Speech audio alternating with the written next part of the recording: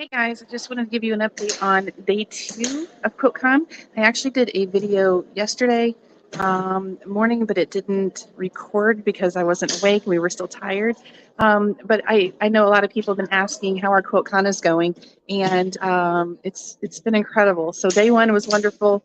We're really here to be present and talk to people in an audience that we normally wouldn't be. And for those of you that don't know, this is actually the first national show that has let us vend or accepted our application.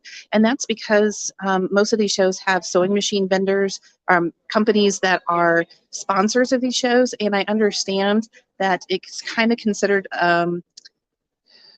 I don't know, a conflict of interest, but there's a lot of sewing machine companies in the past that weren't very happy about us being in these shows because we're doing what they don't like us to do, and that's to teach people to care for their own machines. Ironically, I had a conversation with one of the gentlemen from sewingmachines.com yesterday, which is a national sewing machine company, but is also here in Atlanta.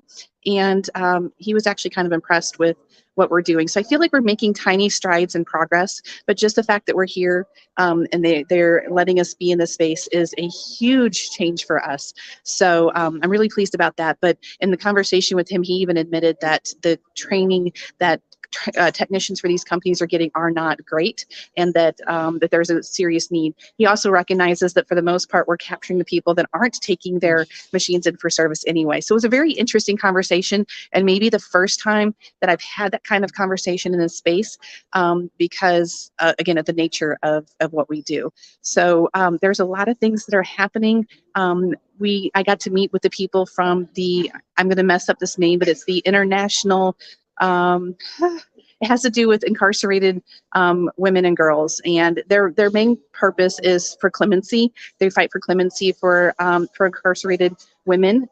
So our paths are a little different, but I feel like we have just formed another partnership with an organization to promote our social justice interests, which is helping people coming out of prison to have secure employment and stable income. So I'm happy that we'll get to do an interview with them, maybe not during QuiltCon, but I made a nice connection. All 3 of the women that are working in the booth here are previously incarcerated, and it was a really touching moment for me to be in this space and kind of realize where I've come from and where we are, and the fact that I'm able to share my story and someone to say that you're not alone. So it was really unexpected to see their organization here, and it was wonderful. Beyond that, just being able to catch up with old guild members and friends that I have, some of them I haven't seen in a decade. My entire quilting career started with the Modern Guild, and it was kind of accidental and yet foretelling, but there's so many people that I haven't seen since we started our Modern Guild back in 2011, I believe 2010, 2011. So it's been a wonderful time to catch up.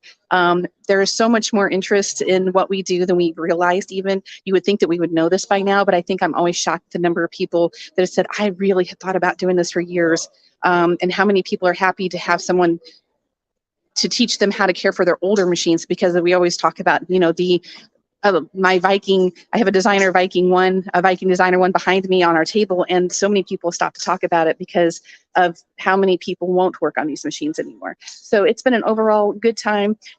We will update again if I can tonight. We're not closed with our show until 6, and we're usually pretty tired, so my mental energy is pretty zapped by then. But we will do another live update in the morning, and I'm looking forward to when we get home doing an overall, because there's so many good things to tell you. So thank you guys for cheering us on and for supporting us and for checking in with us. And I just can't tell you, I wish you all could be here. I'm hoping we can do a walkthrough of quilts in the morning while it's quiet. This show had 2,099 entries. If you're not in the quilt world, that's an insanely large number. And there's actually 490 quilts, I think, hanging in the exhibit, plus all the special exhibits. So I hope that we'll do a little bit of a walkthrough and be able to show you some things. Sean Kimber is the keynote speaker this year and the spotlight. And her, if you've never seen her work, she's very big in social justice. She's a mathematician by day and a quilter by night. To see her quilts in person was very overwhelming for me yesterday. They hit such a note for me. And then we had the Brown Sugar Quilters, who is a local quilt guild that is also featured. So we see a lot of really interesting African fabrics and some culture that we don't normally get. So thank you all for joining me, and I will update you again tomorrow.